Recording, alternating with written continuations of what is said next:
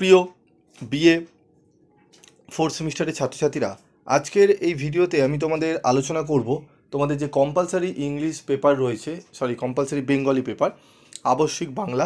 সেই আবশ্যিক বাংলা থেকে আমি তোমাদের গুরুত্বপূর্ণ কিছু ছোট প্রশ্ন এবং উত্তর নিয়ে একদম শেষ মুহূর্তের জন্য আলোচনা করছি। শেষ মুহূর্তের লাস্ট মিনিটের একদম গুরুত্বপূর্ণ বাছাই করা প্রশ্ন, যেগুলো তোমরা এর আগেও আমি দিয়েছি। অনেকেই বলছে স্যার পাচ্ছি না খুঁজে, তো অনেকেই রিকোয়েস্ট করেছো, প্রায় 100টার ওপরে টেক্সট এসছে। তো যাই হোক, আমি তোমাদের আরেকবার ভিডিওটি দিচ্ছি, তোমরা দেখে নাও, একবারে সমস্ত কিছু এর মধ্যে পাবে, তোমরা একটু দেখে নাও। এবং তোমাদের যদি মনে হয় লাস্ট মিনিটের বড় প্রশ্নের সাজেশান তোমাদের লাগবে, অবশ্যই আমি তোমাদের দেবো, তোমরা চাইলে সেটি দেখে নিতে পারো। তো দেখো, প্রথম 1 নম্বরের প্রশ্ন হচ্ছে তৎসম শব্দ কাকে বলে। আমি আলোচনা করছি না, কারণ ভিডিওটি লং হবে, তোমরা একটু স্ক্রিনশট তুলে নিও, ঠিক আছে। তৎসম শব্দের যেমন উদাহরণ হচ্ছে সূর্য, চন্দ্র, রাত্রি, বিষ্ণু, কৃষ্ণ, চক্ষু ইত্যাদি। অর্ধ তৎসম শব্দ হচ্ছে কৃষ্ণ থেকে কেষ্ট, রৌদ্র থেকে রৌদ্র, রাত্রি থেকে রাত্রি। উত্তরগুলো তোমরা বাকিগুলো দেখে নেবে একটুখানি, ঠিক আছে। পারলে ভিডিওটি পজ করে নিয়ে উত্তরগুলো তোমরা একটু পড়ে নেবে, ঠিক আছে। তদ্ভব শব্দ কাকে বলে, ঠিক আছে।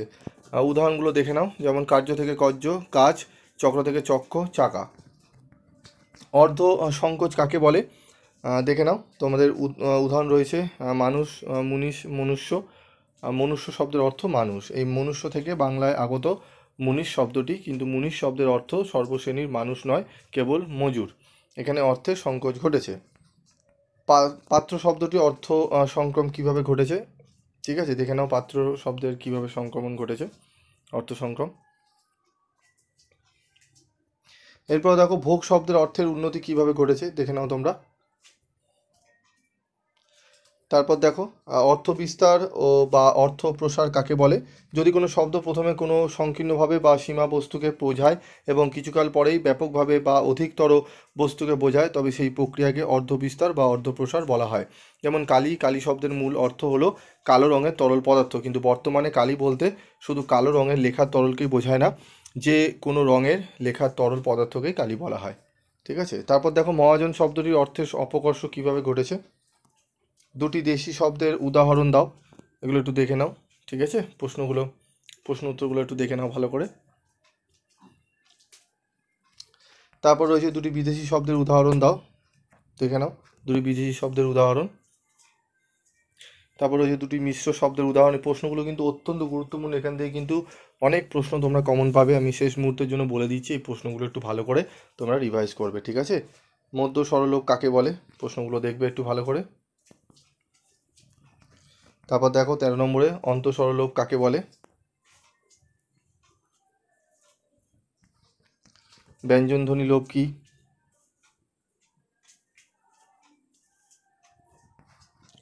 গামছা থেকে গামছা, এটি কোন ধ্বনি পরিবর্তন ঘটেছে।